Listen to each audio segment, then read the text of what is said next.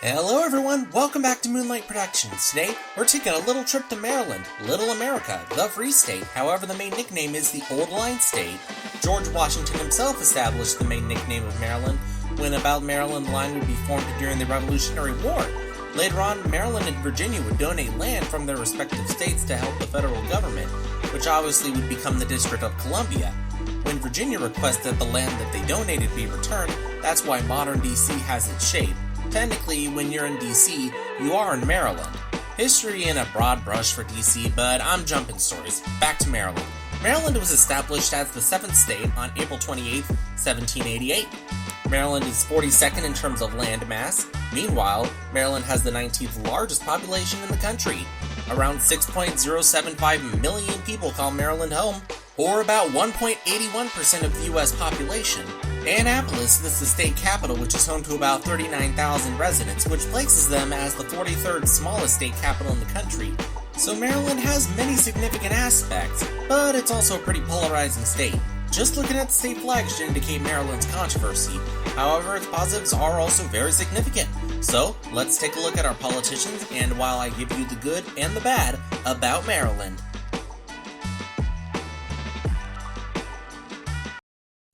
The seafood addiction. Maryland residents are known for having a fascination with the consumption of seafood.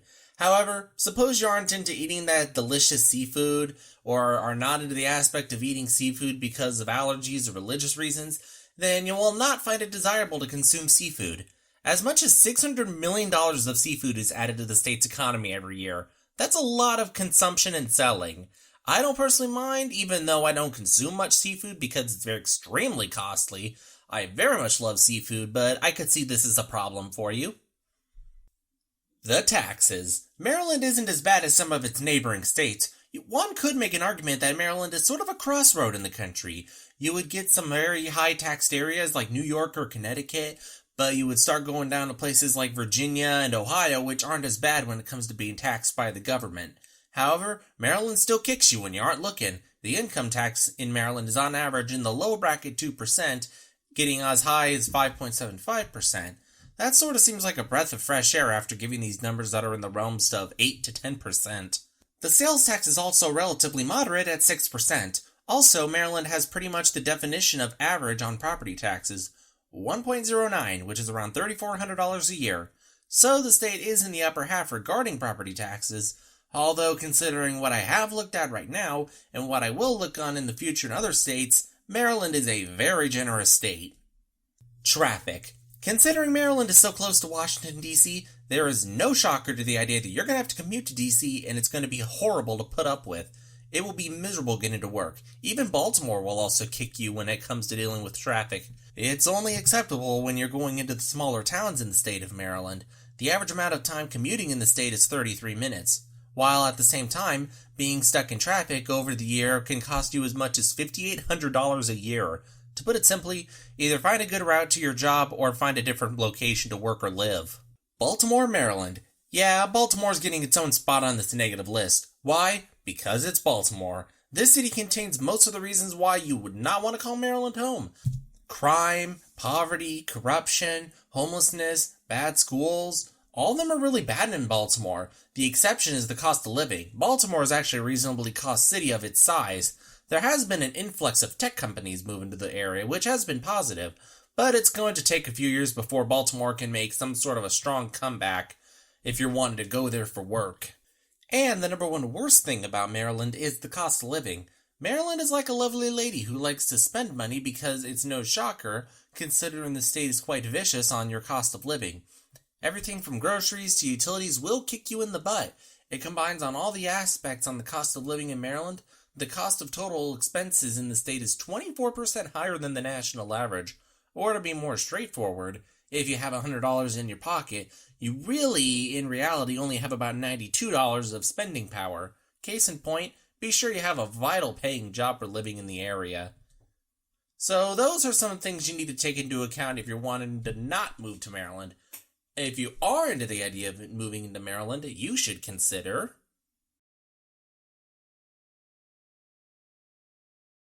diversity. With living in Maryland and being so close to the nation's capital comes the marvel of being part of a melting pot that is the United States. Only around 58.5% of Maryland residents are Caucasian, recorded by the United States 2020 Census Report. About 31% of the state is African American, and 6 are Asian American. It is nice to see some different points in life when it comes to knowing and meeting many people from various aspects of life. That can be pretty enticing when it comes to living in a particular world area, and Maryland has you covered. The job markets. The job market in Maryland is actually very strong. Very high-paying wages, which don't worry, we'll get to that aspect of Maryland shortly. With all the different jobs that are surrounding D.C., as well as around just the entire state in general, labor participation, wages, and opportunity are all on the rise and reasonably powerful. So a lot of that does assist with that harsh cost of living. I know I feel like I'm beating a dead horse on a lot of these aspects when it comes to something that is too expensive in life, but still, my heart says it's important and it needs to be said or I'll hate myself not looking back at it. The beautiful scenery. You are in the Atlantic area of the country, along with New England area, so that does paint a pretty picture if you want a scenic environment. You also want to consider a state like Maryland, even if you are uncomplicated, and even smaller states like Maryland, there could be something for you to heart and enjoy about the environments around you. Some of the best locations in Maryland are driven right along the Potomac River in the state. Also, the different mountains in the western portion of the state will be something for you to take in if you ever visit the area. Case in point, if you like nature, Maryland isn't a bad option to call home. Strong wages. Who doesn't like to make more money in your pocket every week? I don't think many people in Maryland are going to raise their hand in objection, because Maryland residents make some of the highest median household incomes in the nation. The average is $86,000. D.C. technically has a higher median wage, but of course, D.C. isn't a state. The higher income levels do help with the expensive side of Maryland. However, Maryland is still going to be expensive, although that shouldn't be a deterrence, as there are places in the nation that have lower incomes that are also more vicious on your wallet, so Maryland isn't all that bad. Education. Once again, we head back into this topic 3 episodes in a row, but no worries, the next day won't be much of a sigh of relief when it comes to this repetitious topic I've been bringing up lately. Maryland is once again a location that is a place that you would want to move to if education was a priority of yours. Johns Hopkins, Towson, Frostburg, and the University of Maryland, just to name a few. Schools are super important to many people, and Maryland has you covered. Not the most notable in the nation, but the quality is there if you have the extra cash on hand. Alright, so those are some of the pros and the cons about living in Maryland. However, those aren't the only things that are excellent or atrocious about the state of Maryland, so I would love for you to give me some of your suggestions on the Old Line State in the comments below. Thank you so much for sticking around. Please hit that like button, share the video, please follow me on Twitter, and subscribe to Moonlight Productions if you can. Thank you so much for your time, and take care of yourself. Bye!